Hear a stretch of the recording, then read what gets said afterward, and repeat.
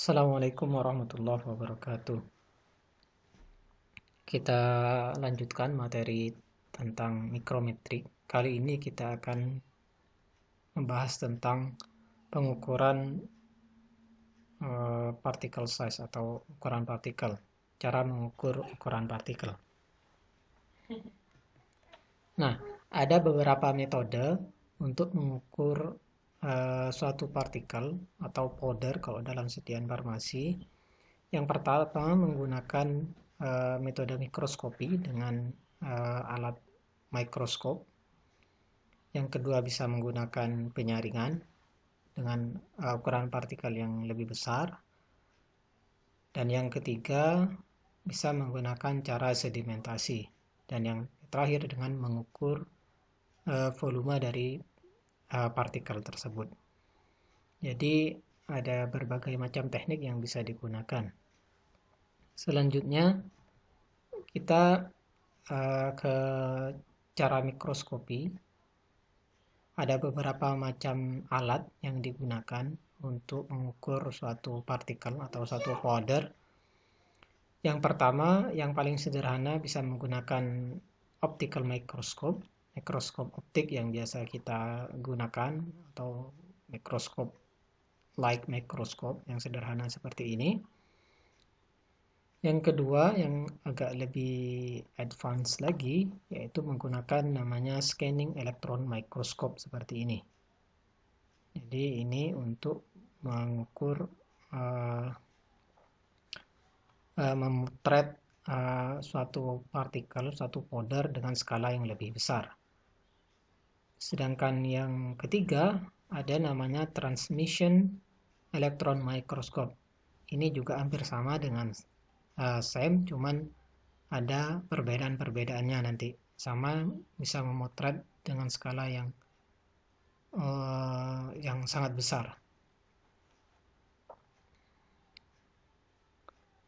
Nah, ini berbagai perbedaan dari masing-masing mikroskop itu. Kalau yang optical microscope atau yang mikroskop biasa itu sumber sinarnya menggunakan lampu, makanya disebut dengan light microscope. Sedangkan kalau di elektron mikroskop, baik transmission elektron atau yang scanning elektron, dia menggunakan beam elektron, jadi energinya lebih besar. Energinya lebih besar kalau ini di area visible lampunya, pakai lampu biasa. Sedangkan pembesarannya untuk optical microscope ini itu bisa sampai 500 sampai 1500 kali. Sedangkan yang elektron mikroskop ini bisa sampai 100.000 atau sampai 300.000 kali pembesaran. Jadi kalau kita punya partikel atau powder yang kecil, kita bisa pembesar sampai 300.000 kali. Nah, apa bedanya antara scanning elektron mikroskop dengan transmission elektron mikroskop? Kalau scanning elektron mikroskop, ini gambarnya seperti ini. Dia hanya bisa men-scan atau memotret di area permukaan suatu partikel saja. Sedangkan kalau di transmission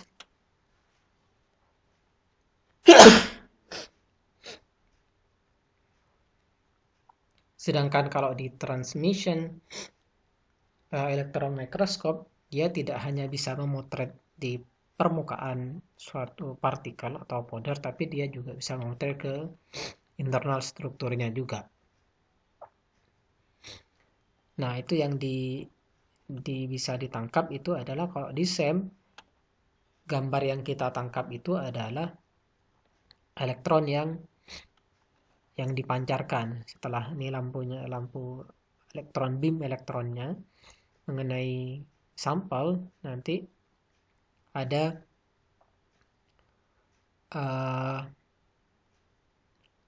cahaya yang akan atau energi yang dipancarkan. Nah, yang dipancarkan itu yang didetek sama detektornya yang kita lihat. Sedangkan kalau di transmission elektron itu cahaya yang transmitted, jadi yang menembus dari partikel kita. Jadi itu bedanya, makanya dia bisa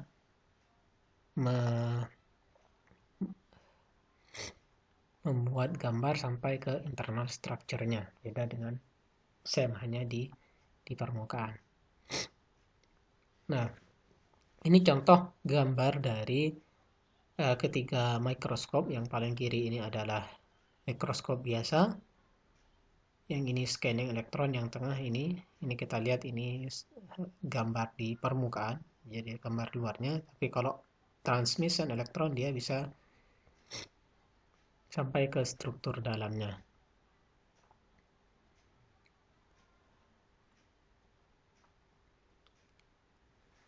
Nah, ini contoh suatu penelitian dari struktur zinc metilamidazolat framework 8. Jadi ini contoh A sampai C ini adalah gambar SEM. Ini kita lihat, ini permukaan. Nah, kalau gambar temnya dia bisa lebih, pembesarannya bisa lebih besar lagi, bisa lebih jelas lagi. Kita lihat. Nah, dari gambar-gambar ini lalu kita bisa mengukur berapa, anggap di sini ada berapa panjang particle size-nya. Jadi ukuran partikelnya ada berapa, ini kita ukur. Setelah itu baru ditentukan distribusinya seperti ini.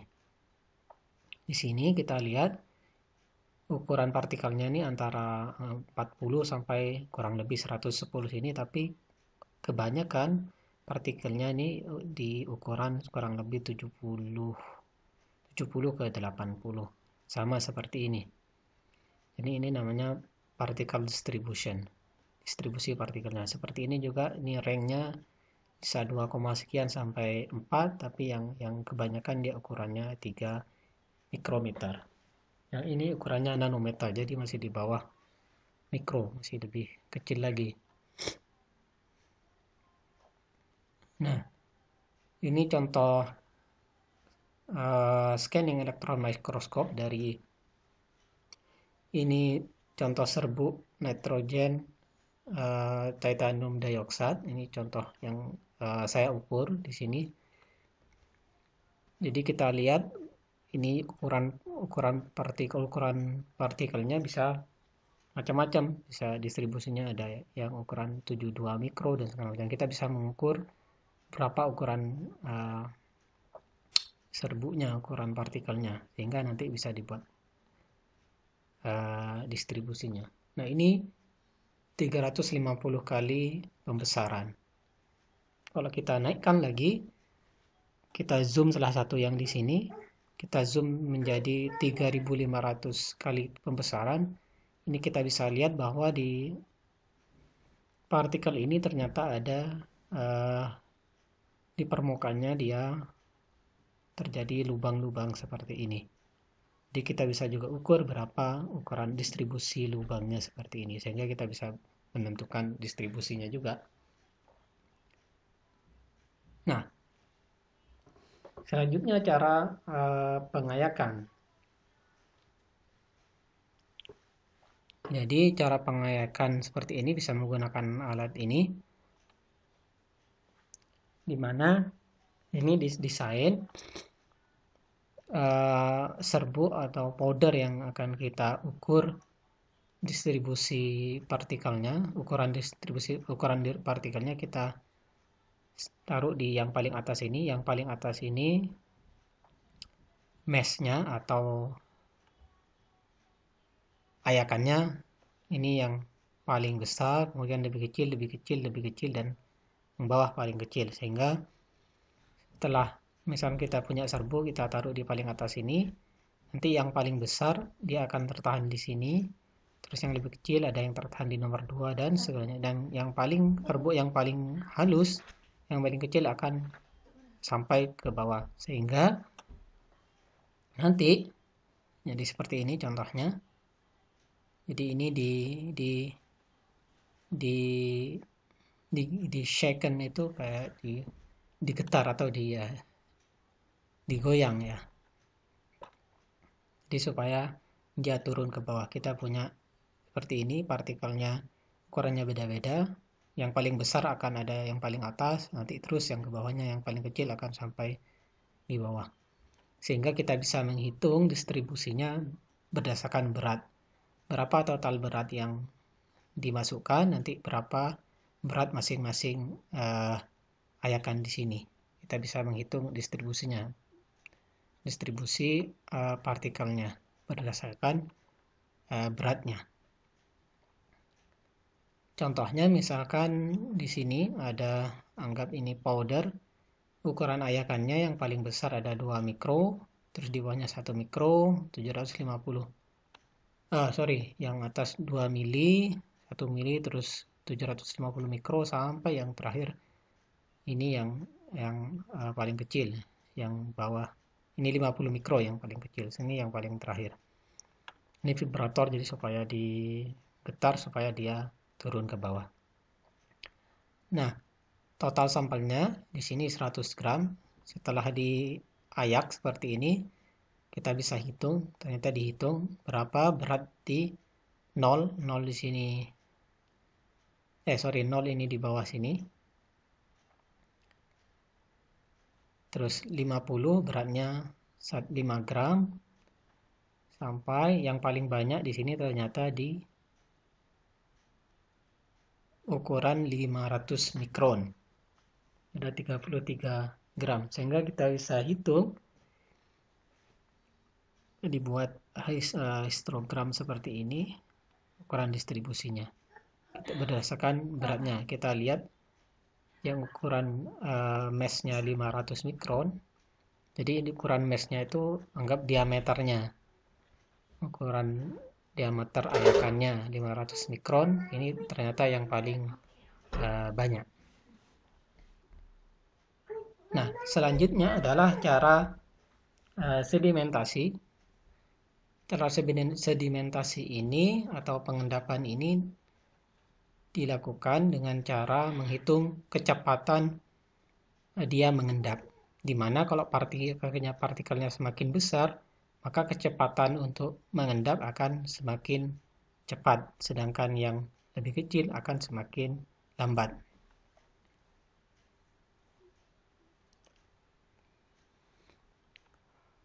Namanya alatnya menggunakan alat Andreasen. Kita lihat di sini. Nah, untuk menghitungnya ini menggunakan persamaan kecepatan sedimentasi atau kita kenal dengan hukum Stokes. Jadi hukum Stokes seperti ini, di mana hukum Stokes itu sama dengan kecepatan sedimentasi adalah diameter dari partikelnya itu kali ini massa jenis, densitas dari partikel. Ini rho nolnya ini adalah densitas dari mediumnya, sedangkan G adalah gravitasi. Dan ini adalah viskositas dari mediumnya. Sehingga kita bisa menghitung, maka yang paling cepat itu berarti dia yang lebih besar. Partikelnya akan semakin cepat untuk mengendap, terjadi sedimentasi, jadi turun seperti ini. Kita bisa hitung ds ini adalah mean diameter atau diameter rata-rata dari partikel berdasarkan kecepatan dari sedimentasi. Kita lihat contohnya, misalkan suatu sampel powder zinc oxide memiliki densitas 5,6 gram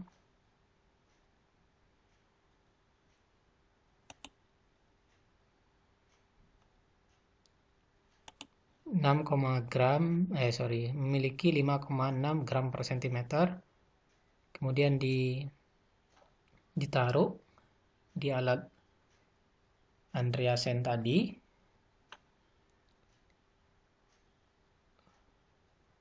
dia memiliki gravitasnya 981 cm per sekon kuadrat. Kemudian V-nya V ini itu 7,3 kali 10 pangkat minus 3 cm per sekon. Sedangkan densitas dari mediumnya 1,01 gram dan velocity-nya 0,1 gram per cm sekon.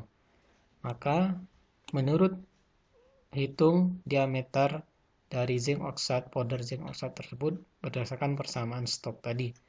Kita punya V sama dengan ini. Maka yang ditanya ini adalah D.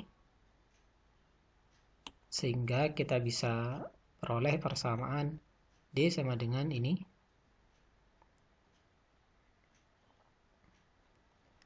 Kita masukkan angkanya satu-satu. 18 ini 18. Velocity-nya 0,01 gram per cm sekon dikali V-nya ini ada angkanya 7,3 dibagi 5,6 ini adalah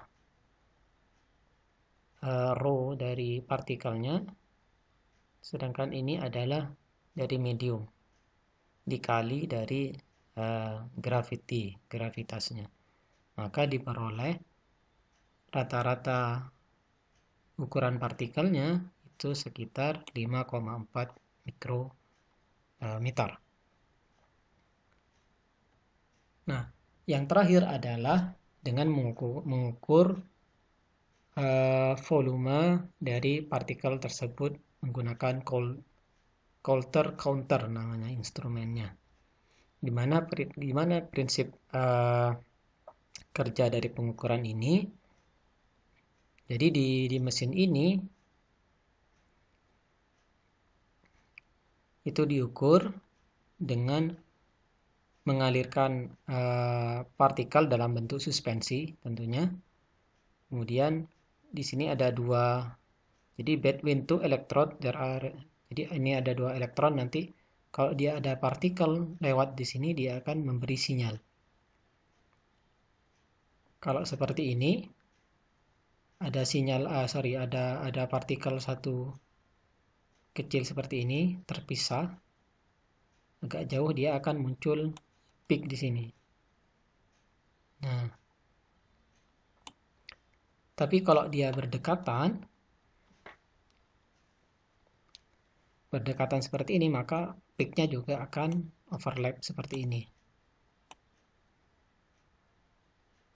Nah, lalu kalau misalkan ada bergabung seperti ini partikelnya atau powdernya, maka dia akan sinyalnya akan semakin tinggi seperti ini.